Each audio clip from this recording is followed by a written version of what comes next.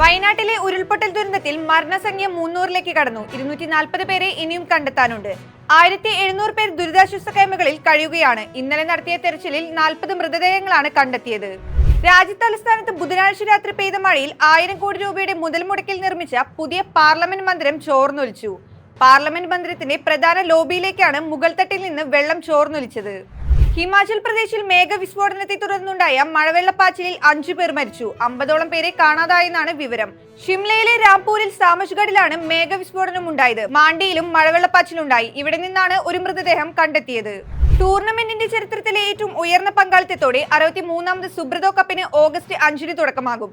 September 11 വരെ നടക്കുന്ന മത്സരങ്ങളിൽ ജൂനിയർ ആൺകുട്ടികൾ, ജൂനിയർ പെൺകുട്ടികൾ, സബ് ജൂനിയർ ആൺകുട്ടികൾ എന്നിങ്ങനെ 3 വിഭാഗങ്ങളിലായി 111 ടീമുകൾ ഏറ്റുമുട്ടും.